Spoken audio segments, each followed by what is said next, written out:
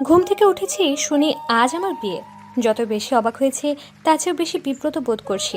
আচমকা নিজের বিয়ের কথা শুনলে কেমন লাগে, কিন্তু ব্যাপার সেটা নয়।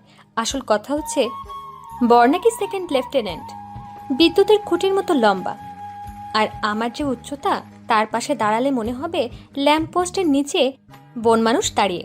চেঁচামেচি শুরু করে দিলাম। আম্মু বলল, ছেলে খুব সুন্দর, তোর পছন্দ হবে।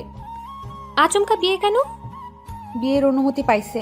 আর তাছাড়া ছেলের আব্বা আম্মা এই সপ্তাহেই হজে যাওয়ার সিদ্ধান্ত নিয়েছে, এই জন্যই। কিন্তু আম্মু, ছেলের হাইট এত বেশি যে আমাকে তার পাশে মানাবে না। ছেলে যখন রাজি, তোর অসুবিধা কি? ছেলে নিশ্চয়ই মানসিক সমস্যাগ্রস্ত। ছেলে ভালো, সে বাবার মতের বাইরে যাবে না। ওর বাবার ইচ্ছে তোকে মেয়ে বানাবেন। তাহলে তুমি বরং ওই মুরব্বিকে বিয়ে করে ফেলো, আমি ওনাকে আব্বা বলে ডাকবো। আম্মু ভেবাচাপা খেয়ে গেল। পাগলি, এমন পাত্র হাতছাড়া করলে পাপ হবে। আমাকে আর কিছু বলার সুযোগ না দিয়ে আম্মু বেরিয়ে গেল। অনেক কষ্টে ছেলের মোবাইল নম্বর জোগাড় করে কল দিলাম, যদি বিয়েটা আটকানো যায়। কিন্তু মোবাইল বন্ধ। অবশেষে হবু শাশুড়ি মাকে কল দিয়ে আমার আপত্তির কারণ জানালাম। তিনি বললেন, পেন্সিল হিল পরে একসাথে বের হবা? কিন্তু আন্টি, ও যখন অফিসে বের হবে, ওর কপালে একটা চুমু দেওয়ার মতো ভাগ্য আমার হবে না। কেন হবে না? টুলের উপর দাঁড়িয়ে চুমু দিবা। অনেক চেষ্টা করেও কিচ্ছু লাভ হলো না। পাত্রের নাম তন্ময়, সবারই খুব পছন্দ হয়েছে। আমি পড়েছি মহাযন্ত্রণায়। কিছুদিন আগে এক বৃদ্ধকে অসুস্থ অবস্থায় হাসপাতালে নিয়ে গিয়েছিলাম, তাদের রক্ত দিয়ে সাহায্য করেছিলাম। তিনি এখন আমার শ্বশুর হওয়ার ইচ্ছে পোষণ করেছেন।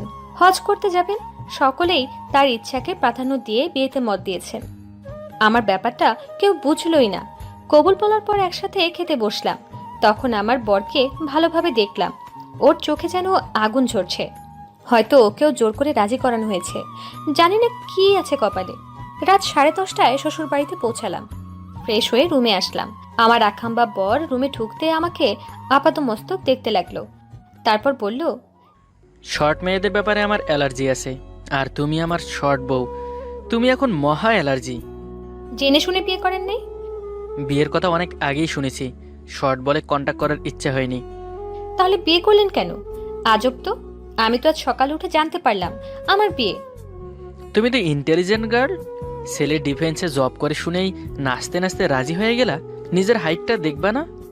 অনেক চেষ্টা করেছি, কাজ হয়নি। আপনার অ্যালার্জি থাকলে বিয়ে করার কি দরকার ছিল? বাবাকে বলতে পারতেন না কথাটা?